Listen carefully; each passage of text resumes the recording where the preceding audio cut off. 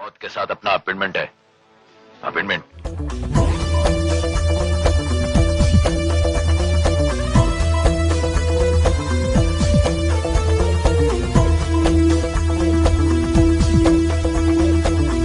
थप्पड़ से डर नहीं लगता सर।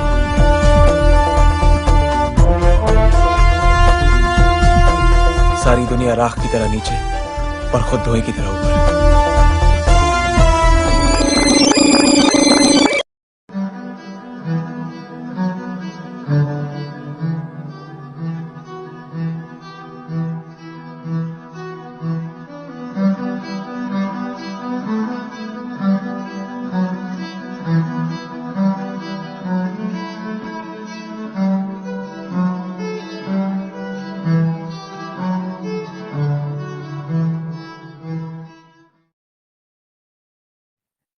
कहानी को देखना नहीं, सुनना है। रात के 1 बजे थे। बच्चे की हंसी सुन के जया नींद से जगी और अंधेरे में ही आवाज की तरफ बढ़ने लगी। पान्ने के पास पहुंचते ही उसे याद आया कि उसका बच्चा तो पिछले हफ्ते ही मर गया था। डाउनलोड कीजिए हेडफोन ऐप। इसमें हॉरर स्टोरीज हैं, कॉमेडी है और भी बहुत कुछ है। एंड द बेस्ट पार्ट, इसमें लाइव रेडियो स्टेशंस भी है, तो कुछ गाने शाने हो जाए।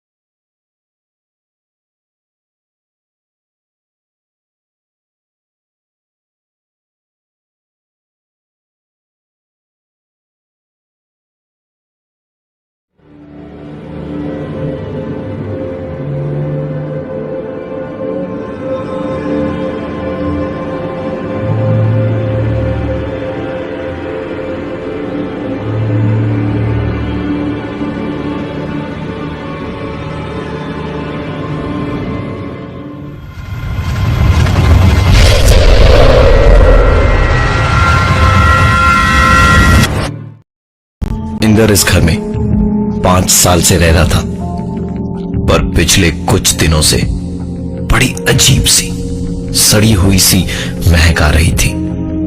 किसी काम से इंदर का दोस्त उत्पल उसके घर आया तो उसने अंदर आते ही कहा, यहां तो ऐसा लग रहा है जैसे दुनिया भर की चीजें सड़ने को डाल दी है। दीवारें देरी कितनी सालों से नहीं रंगी है, रंग करवाओ, दीवारों में पता नहीं कितने जमानों की सीलन भर गई है। उत्पल के ये सब कहने के बाद इंद्र ने एक रंग करने वाले को बुलाया तो वो घर देखने और पैसे वैसे की बात करने आया। बाहर हॉल में ही बैठे हुए उसने कमरे देखे और उससे पूछा कि आप कितने लोग हैं यहां। इंद्र ने बताया कि यहां वो अकेला ही रहता है। वो आदमी जैसे चौंक गया और उसने इंद्र से पानी मांगा। इंदर उसके लिए पानी लेने अंदर गया और पानी निकालने से पहले ही उसने सुना वो आदमी बहुत तेज वहां से भाग रहा था। इंदर उसके पीछे पीछे चिल्लाता हुआ गया, अरे क्या हुआ, अरे हुआ क्या, भाई साहब भाग कहां रहे हैं। इंदर उससे भी ज्यादा तेज भागा और उसे पकड़ लिया। इंदर को डर था कि कहीं ये कुछ सामान लेकर ना भागा हो। उसके हाथ पकड़ करके बोला, क्या हुआ, भाग क्यों रहे थे तुम? उस आदमी ने धीरे से कहा, हाँ, आप उस घर में अकेले नहीं रहते, वहां आपके साथ कोई और भी है जिसे आप देख नहीं पाते। इंदर ये सुनकर ज्यादा परेशान नहीं हुआ, पर गुस्सा उसे जरूर आया था। उसने उस आदमी से कहा, मजाक बना रखा है? कौन है मेरे घर में? बोल, कौन रहता है मेरे साथ में? उस आदमी ने सिर्फ एक ही लाइन कही, वही जो इस वक्त ठीक आपके पीछे खड़ा हमारी बातें सुन रहा है। इंदर पीछे पलटा ये देखने के लिए कि आखिर कौन है वो, तो तुरंत ही उस आदमी ने अपना हाथ छुड़ाकर वहां से सर पर दौड़ लगाई। इंदर को ना तो अपने पीछे कोई दिखा और ना ही अपने घर में। उसने पूरा घर छान मारा, लेकिन उस घर में इंदर के अलावा और कोई भी नहीं था। अगले ही दिन एक दूसरे आदमी को बुला के उसने पूरे घर का रंग रोशन करवाया। दिन भर भाग दौड़ करने के बाद रात को नींद भी जल्दी आई। सोते वक्त कमरे के दरवाजे से आती एक आवाज से इंदर की नींद टूटी।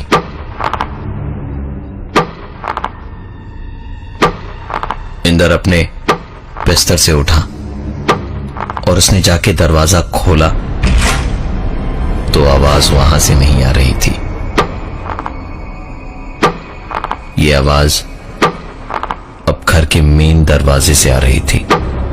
इंदर धीमे कदमों से मेन डोर तक चलता हुआ गया और हर कदम के साथ आवाज भी उससे दूर होती जा रही थी।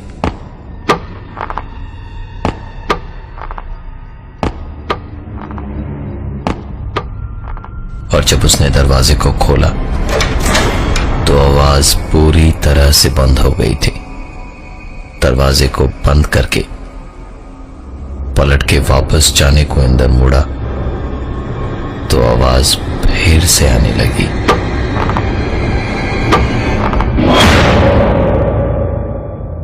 उसने फिर से दरवाजा खोला तो वो आवाज बंद हो गई। दरवाजा एक बार फिर बंद किया तो आवाज फिर आई, लेकिन इस बार थोड़े और करीब से आई। दरवाजा खोला तो फिर आवाज बंद हो गई। बंद किया तो आवाज शुरू, खोला तो बंद, बंद किया तो शुरू, खोला तो बंद, और हर बार आवाज उसके और भी ज्यादा करीब आती गई। इंदर ने फोन करके उत्पल को अपने घर बुला लिया आज की रात रुकने के लिए। उत्पल को आने में करीबन 15 मिनट लगे और तब तक सब कुछ ठीक हो चुका था। उत्पल आया तो इंदर ने उसे सारी बात बताई। उत्पल ने उसे भरोसा दिलाया कि सब थकान की वजह से है, वो ज्यादा परेशान ना हो, आराम से सो जाए। लेकिन लेटते के साथ ही एक आवाज ने फिर से इंदर को जगाया।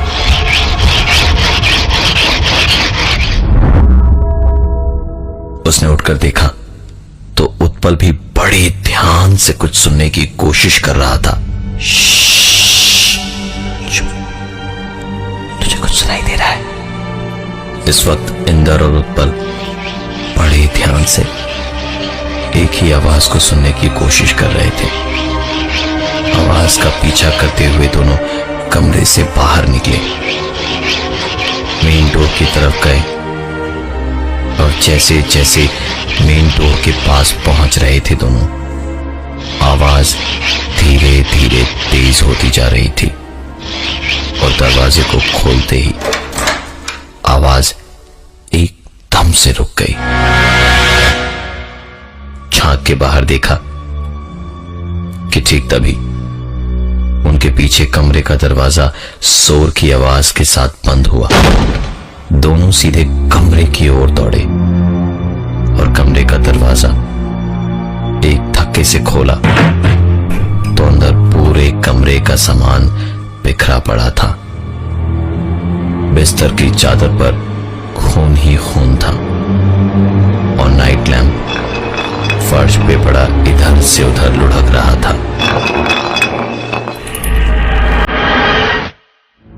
इतना सब कुछ देखने के तुरंत बाद ही इंदर और उत्पल ने इस घर पर ताला लगाया और सीधा उत्पल के साथ उसके घर रात बिताने चले गए। उत्पल के घर तो पहुंच गए, लेकिन रात भर नींद इंदर की आंखों में नहीं आई। सुबह की पहली किरण के साथ ही इंदर उठा और सीधा अपने घर की ओर गया। घर पहुंचकर उसने देखा कि सब कुछ एकदम ठीक था, साफ सुथरा, सजाया धजाया जैसे पहले था, मानो कल रात जैसे कुछ हुआ ही ना हो। इंदर ने उत्पल को फोन किया। फोन उठाकर उत्पल ने हेलो भर बोला ही था कि इंदर ने कहा, तू मानेगा नहीं क्या हुआ है यहाँ। सब कुछ एकदम ठीक है पूरे घर में, मतलब हर एक सामान अपनी जगह पे है, ना कुछ टूटा फूटा हुआ है और ना ही कहीं कुछ दाग धब्बे। मेरा पूरा घर एकदम साफ सुथरा है। उसकी बात सुनकर उत्पल ने कहा, तो ये बात खुश होके बतानी चाहिए ना, इतना दुखी होके क्यों बोल रहा है? इंदर सोचने लगा कि उत्पल ये क्या बकवास कर रहा है और उसने कहा, कल रात इतना सब कुछ हुआ, हमें यहां से भागकर तेरे घर जाना पड़ा और तू सब भूल गया। उत्पल ये सब सुनकर समझ नहीं पा रहा था कि आखिर हो क्या रहा है। उसने इंदर से जो कहा वो इंदर सोच भी नहीं सकता था। उत्पल ने कहा, तू पागल है क्या? भांग खा ले गया तूने सुबह सुबह? मैं तो उस दिन घर रंग करवाने की बात कहके सीधा स्टेशन गया था। मैं बॉम्बे में हूं 5 दिनों से। भाई तूने मुझे यानी उत्पल को ही फोन किया था ना? हाँ, और रात किसके घर में? इंदर ने बिना कुछ कहे फोन लाइन डिस्कनेक्ट कर दी, क्योंकि उसके पास कुछ था ही नहीं कहने को। उसने फोन अपनी जेब में रखा और ध्यान से सुना तो एक आवाज फिर से उसके कानों में पड़ी। इंदर ने एक भी पल सोचे बिना घर पर ताला लगाया और वहां से भाग निकला। थोड़ा आगे ही गया था कि एक बार फिर उसे एक आवाज सुनाई दी।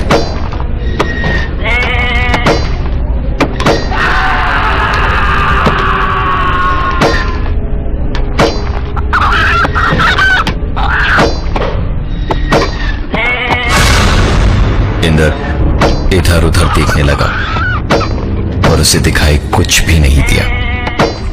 4 कदम आगे जाकर नुक्कड़ पे देखा तो वहां एक मीट की दुकान थी और वहीं से ये आवाजें आ रही थी, लेकिन आवाज थोड़ी अलग थी।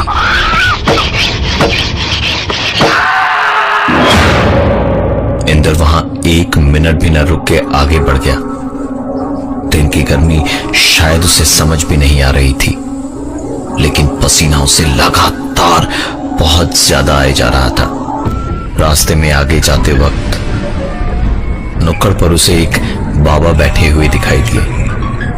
इंदर उन्हें अनदेखा करता हुआ वहां से आगे जाने लगा तो एक कड़क आवाज में उन्होंने इंदर से कहा, तू बहुत डरा हुआ है, डर मत। मारने वाले से बचाने वाला हमेशा बड़ा होता है।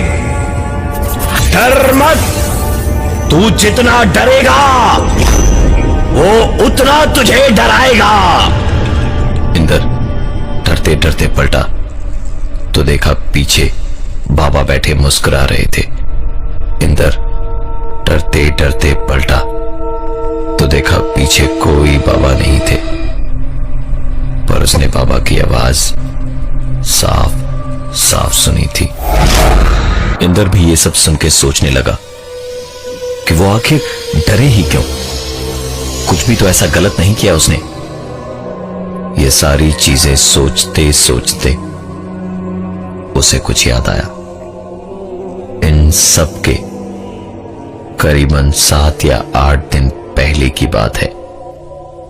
जब इंदर कहीं जा रहा था, रास्ता पार करने को हुआ तो देखा एक आदमी जो देख नहीं सकता था, वो काफी मुश्किल से कोशिश कर रहा था रास्ते को पार करने की। इंदर के पास टाइम कम था तो उसने सोचा कि कोई ना कोई तो मदद कर ही देगा, और वो रास्ता पार करने लगा कि तभी पीछे से एक आवाज आई। पलट के देखा तो वो आदमी गिर गया था। इंदर दौड़ के गया और उन्हें उठाते हुए कहा, आपको चोट तो नहीं आई? आइए मैं आपको रास्ता पार करवा देता हूं। उस आदमी ने मुस्कुरा के बड़े प्यार से पति की बात कही, आज तो आप रास्ता पार करवा देंगे, कल कौन करवाएगा, इसलिए आप परेशान न हो, लेकिन अगर आप मेरी ये चिट्ठी इस पते पर दे दें तो बहुत मेहरबानी होगी। इंदर ने उस एनवेलप को देखा तो एड्रेस उसके ऑफिस जाने के रास्ते में ही था। मुस्कुरा के उसने कहा, जी बिल्कुल दे दूंगा मैं, आप संभाल के जाइएगा। वो आदमी अपने रास्ते जाने लगा और इंदर भी पलटकर अपने रास्ते। उसके दिमाग में उस आदमी की कही बात घूमने लगी, आज तो आप रास्ता पार करवा देंगे, कल कौन करवाएगा। इंदर ने एक बार पलट के देखना चाहा कि वो आदमी आराम से जा तो रहा है या नहीं। देखा तो वो आदमी बिना लाठी के बड़े मजे से चला जा रहा था, और पीछे से देखकर ऐसा लगा मानो जैसे उसने अपना चश्मा उतारकर अपनी पॉकेट में रख लिया हो। इंदर उसके पीछे पीछे भागा, लेकिन वो काफी आगे निकल चुका था। जब तक वो उसके पास पहुंचा वो आदमी भीड़ में कहीं खो गया। इंदर को लगा जरूर कुछ तो बहुत बड़ी गड़बड़ है। उसने पास के पुलिस स्टेशन में जाकर पूरी बात बताई। पुलिस ने भी तुरंत एक्शन लिया और इंदर को साथ लेकर उस पते पे पहुंची तो पाया कि वहां एक फ्रोजन मीट शॉप थी। तलाशी ली तो फ्रीजर रूम में कई लाशें थी। उस चिट्ठी को खोलकर देखा तो उस चिट्ठी में लिखा था, यह आखिरी है आज के लिए जिसे मैं तुम्हारे पास भेज रहा हूं। पूछताछ में पता चला कि ये एक बहुत बड़ा रैकेट था जो इंसानों के अंगों का व्यापार करता था। पुलिस ने उस आदमी को हिरासत में लिया और हिरासत में ही पूछताछ के दौरान उसकी मौत हुई। उसके बाद से ही इतना सब कुछ हो रहा था इंदर के साथ।